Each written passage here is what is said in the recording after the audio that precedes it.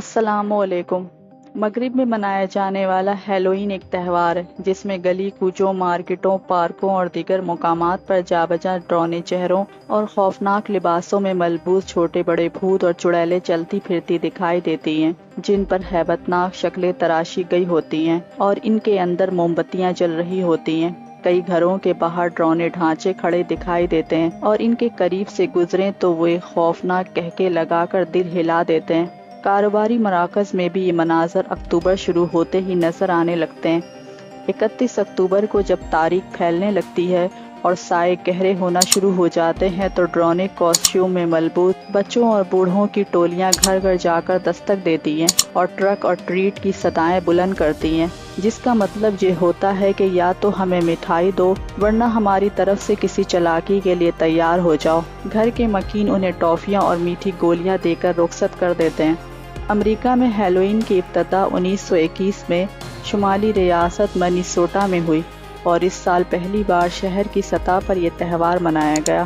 پھر رفتہ رفتہ 2000 سال پرانا یہ تہوار امریکہ کے دوسرے قصبوں اور شہروں تک پھیل گیا اور پھر اس نے قومی سطح کے بڑے تہوار اور ایک بہت بڑی کاروباری سرگرمی کی شکل اختیار کر لی۔ تاریخ دانوں کا کہنا ہے ہیلوئین کا سراغ قبل از مسیح دور میں برطانیہ کے علاقے آئرلینڈ اور شمالی فرانس میں ملتا ہے، جہاں سیلٹک قبائل ہر سال 31 اکتوبر کو یہ تہوار مناتے تھے۔ ان کے رواج کے مطابق نئے سال کا آغاز 1 نومبر سے ہوتا تھا۔ موسمی حالات کے باعث ان علاقوں میں فصلوں کی کٹائی اکتوبر کے آخر میں ختم ہو جاتی تھی اور نومبر کے سرد اور تاریک دنوں کا آغاز ہو جاتا تھا۔ سردیوں کو قبائل موت کے ایام سے بھی منسوب کرتے تھے کیونکہ اکثر اموات اسی موسم میں ہوتی تھیں۔ قبائل کا عقیدہ تھا کہ نئے سال کے شروع ہونے سے پہلے کی رات یعنی 31 اکتوبر کی رات کو زندہ انسانوں اور مرنے والوں کی روحوں کے درمیان موجود سرحد نرم ہو جاتی ہے اور روحیں دنیا میں آ کر انسانوں، مال مویشی اور فصلوں کو نقصان پہنچا سکتی ہیں۔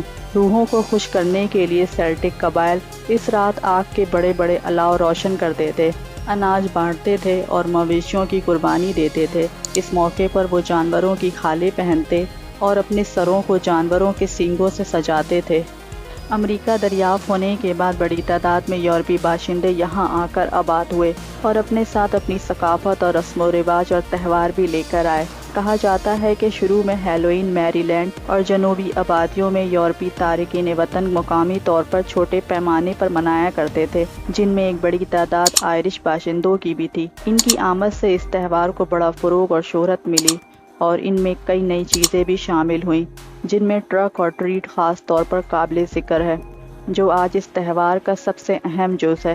1950 کے لگ بھگ ہیلوئین کی حیثیت مذہبی تہوار کے بجائے ایک ثقافتی تہوار کی بن گئی، جس میں دنیا کے دوسرے حصوں سے آنے والے تارکین وطن بھی اپنے اپنے انداز میں حصہ لینے لگے۔ رفتہ رفتہ کاروباری شعبے نے بھی ہیلوئین سے اپنا حصہ وصول کرنے کے لیے نئے کاسٹیوم اور دوسری چیزیں مارکیٹ میں لانا اور ان کی سائنسی بنیادوں پر مارکیٹنگ شروع کر دی، یہاں تک کہ اب ہیلوئین اربوں ڈالر کے کاروبار کا ایک بہت بڑا ثقافتی تہوار بن چکا ہے۔ یہ تہوار 2000 سال پہلے کے سیلٹک لوگوں کی مذہبی و ثقافتی روایات سے نکلتا ہے۔ یہ لوگ 2000 سال پہلے انگلینڈ اور یورپ میں پھیلے ہوئے تھے۔ 31 اکتوبر کو وہ فصلوں کی کٹائی کے موسم کا اختتام ایک تہوار کی صورت میں منایا کرتے تھے۔ اس تہوار کا نام سامعین تھا۔ اس رات کو سیلٹک لوگوں کا نیا سال بھی شروع ہوتا تھا۔ ان کے نزدیک پرانے سال کے اختتام اور نئے سال کے آغاز کا یہ درمیانی وقت بہت نازک ہوتا تھا۔ وہ سمجھتے تھے کہ اس وقت مرے ہوئے لوگوں کی روحیں زمین پہ واپس آتی ہیں۔ اس رات وہ لوگ گروہوں کی شکل میں آگ کے الاؤ جلاتے تھے تاکہ مردہ لوگوں کی ان روحوں کو عالم ارواح میں واپس بھیجا جا سکے، تاکہ وہ انہیں زمین پر آ کر کوئی نقصان نہ پہنچائے۔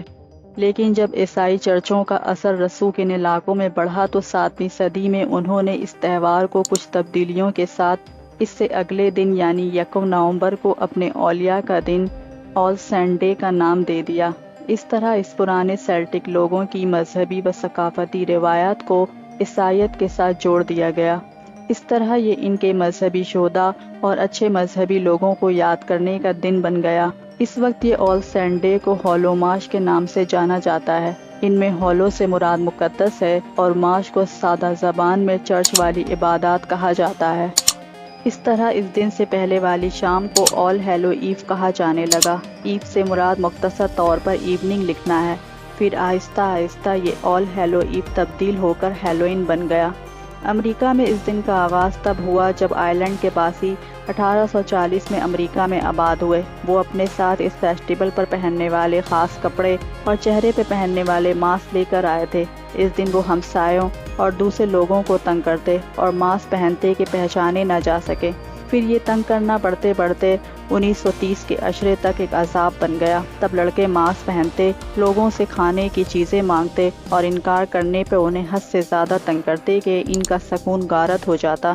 یہ سب بہت تکلیف دہ تھا، لیکن پھر آہستہ آہستہ یہ ایک غیر تکلیف دہ اور چھٹیوں میں منانے والا تہوار بن گیا۔